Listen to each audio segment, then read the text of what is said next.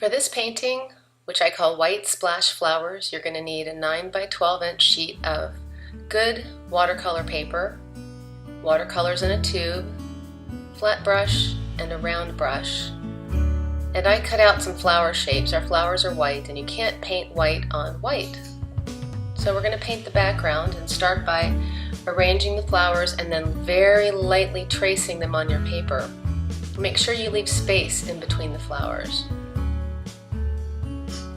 Now we're going to set up the palette, and I already have mine with an ultramarine blue, a red, and a bright yellow.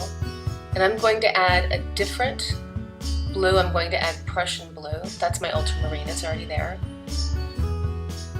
So when I add my colors, I'm just going to put a little tiny pea-sized amount. I'm adding a couple of different yellows. You're going to need 2 brushes, a flat and a round, and this teeny tiny brush can be very handy as well. I'm going to start by wetting the paper. We're going to work wet on wet to begin with. So using clean water, I'm going to start to wet some of the areas around the flower, and right up to that pencil line. I'm not going to worry about going over it a little bit. Then when I get my palette and start to apply the paint, you'll notice I don't have any water in my palette. I'm going to use just the water that's in my brush, since I already have quite a bit of water already on the paper.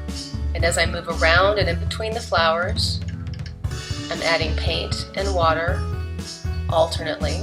And I can let that dry a little bit if I want to. And what I've noticed is that it's a little bit lopsided. So I'm going to turn this landscape-oriented painting into a portrait-oriented painting by adding some stems really lightly again with my pencil. In the end, these won't even show. Just don't press into your paper. Simply let the lead drag along.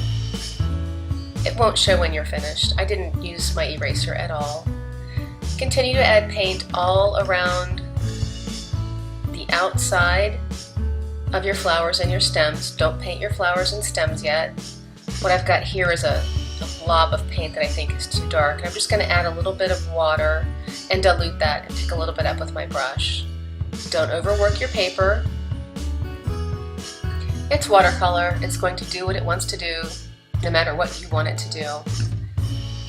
Painting the inside of the flowers is really simple, but it can be tricky. I'm going to start with yellow ochre and red right in the center, and I'm simply going to make quick brush marks, load up my brush with paint and not a lot of water. First the yellow ochre and then the red, right on top while everything is still wet.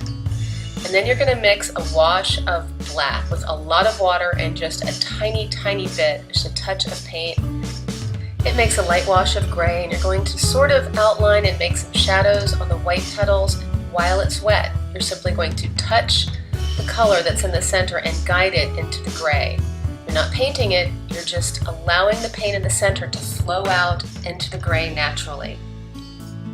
Add some gray and some light color to your stem. Don't forget to sign your work. When it's all dry, you can mash it between some books, flatten it out, and then you can frame it, and you're done.